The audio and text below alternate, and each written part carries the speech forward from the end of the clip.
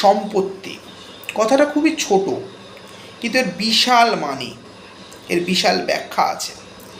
সাধারণত সম্পত্তি দুই প্রকার হয়, স্থাবর সম্পত্তি এবং অস্থাবর সম্পত্তি।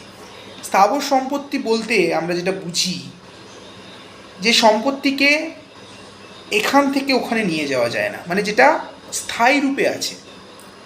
আপনি একটু জমিতে, আপনি যদি যান জমিতে, জমিটাকে এখান থেকে এই দিকে নিয়ে যেতে পারবেন না, ওখান থেকে এদিকে নিয়ে যেতে পারবেন না, ওইখানেই আছে, ওর ওর বাধা সীমা ওই। কিন্তু একটি গাড়িকে আপনি এখান থেকে ওইখানে নিয়ে যেতে পারেন, ওর চাকা খুলে অন্য জায়গায় নিয়ে নিয়ে অন্য জায়গায় লাগিয়ে অন্য গাড়িতে লাগিয়ে দিতে পারেন। সাধারণভাবে যদি বলি, যেটা আমরা দেখতে পাই চোখে ফিক্সডভাবে, ইংরেজিতে যদি বলা হয় মুভেবল ইমুভেবল অ্যাসেট। এবার বাংলা দলিল যখন হয় বা বাংলায় আমরা যখন আমাদের সেই মেধা বা সেই রকমভাবে আমরা যখন ঢুকছি, সিম্পল জিনিস আমরা ইংরেজিতে পড়ে এসেছি ট্রান্সফার অফ প্রপার্টি অ্যাক্টে।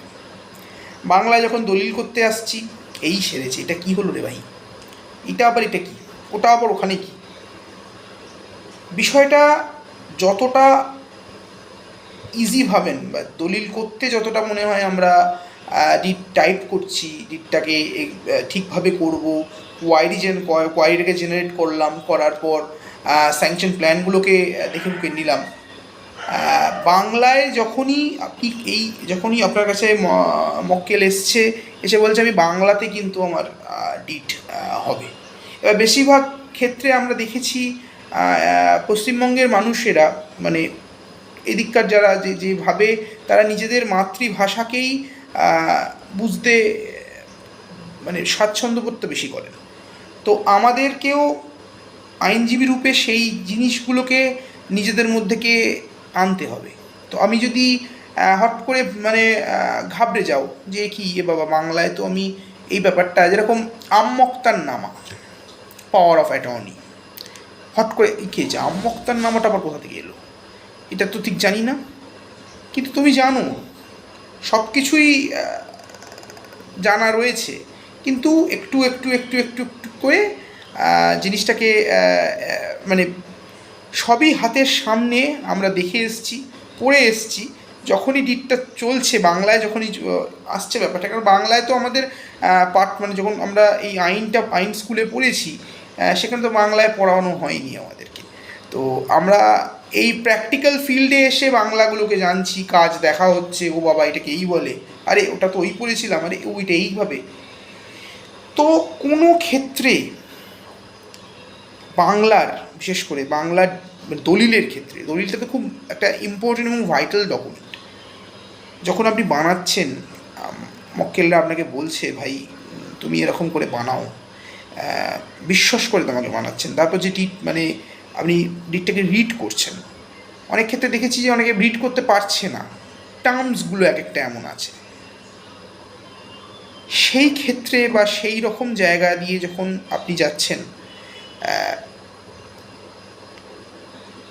লক্ষ্য করা, শোনা, যে ডিট পড়ছে তাকে দেখা, শোনা, আপনি দাঁড়িয়ে গেলেন, দু মিনিট আপনি দাঁড়িয়ে গেলেন। আমি এইগুলো বলছি কিছু কিছু আইনজীবীদের বলছি, যারা ব্যাপারটা বুঝতে পারছেন হয়তো আমার ভিডিওর মাধ্যমে, আবার অনেকেই হয়তো বুঝতে চাইছেন না বা বুঝতে পারছেন না। বাংলাকে আপনি কিন্তু সেই অর্থে ফেলে দিতে পারবেন না।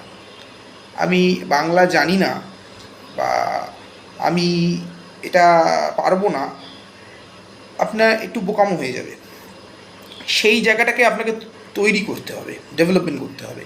এবার ডেভেলপমেন্ট করতে গেলে একটা কি প্রবলেম দাঁড়িয়ে থাকে, আমরা দেখেছি যে মিনিংগুলো প্রচণ্ড পরিমাণে জটিল বাংলার ক্ষেত্রে।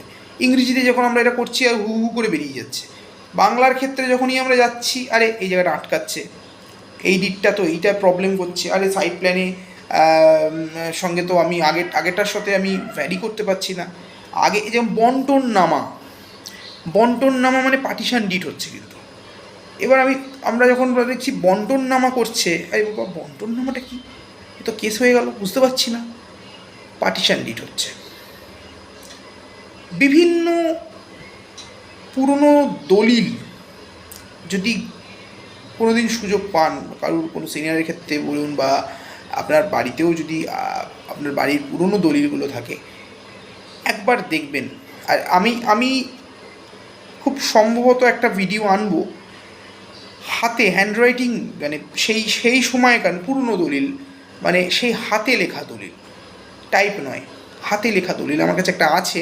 আমি চেষ্টা করব ওই দলিলটার মানে প্রায় বলতে পারেন মিনিং বুঝতে গিয়ে বেশ নাকানি চোবানি খেতে হচ্ছে, কিন্তু যতটুকু জানা গেছে, যতটুকু বুঝতে পেরেছি যে হ্যাঁ এই জায়গাগুলো বেশ বেশ একটা রোমাঞ্চকর ব্যাপারও আছে কিন্তু এর মধ্যে। এখনের সঙ্গে তখনের একটা আলাদা যে মিল, যে আরে এটাকে এইটা বলছি, আরে ওটা তো ওই জায়গায়, এই ডিটের সঙ্গে এই ডিটের মিল তো আছে ভাই। চৌহুকদিটা সেই সময় যখন করা হয়েছিল সেই সময় রাস্তাটা এই দিকে গিয়ে আছে, এখন হয়তো এই রাস্তাটা এই দিকে আছে, তার পাশে একটা ফ্ল্যাট হয়ে গেছে, চৌহুকদি চেঞ্জ হয়ে গেছে। একটা ইন্টারেস্টিং, এতটা পরিমাণে ইন্টারেস্টিং হচ্ছে যে যতটা পুরনো ডিটের একটা স্টাডি আপনি করতে পারবেন। ইংরেজিতে তো বলছি, ইংলিশ ডিটেও অবশ্যই ইলাবোরেট, আপনি যারা যারা ইংরেজিতে প্র্যাকটিস করছেন বা যারা দেখছেন, আমরা যারা মানে যে ক্ষেত্রে আপনি ইংরেজিটাকেই যে শুধু ডেপথ, আমি ইংলিশ ছাড়া আমি কিছু জানি না ভাই, প্রবলেম আছে বস, প্রবলেম আছে, রিয়েলি বলছি প্রবলেম আছে, এই ফিল্ডে প্রবলেম আছে, প্রচণ্ড পরিমাণে প্রবলেম আছে। একে অবহেলা আপনি করতে পারবেন না, একে অবহেলা করা যাবে না। সিম্পল ট্রিক্স আমি যেটা করেছি বা করার চেষ্টা করছি, একদমই বলবো না বিশাল কিছু জানি, শেয়ারটা করছি কারণ যত ঢুকছি তত ফাঁসছি, নতুন নতুন শিখতে পারছি। আরে এ কোথা থেকে আসছে, এ আবার কি, ওটা কোথা থেকে এলো। মূলত ভিডিওটা এটাই।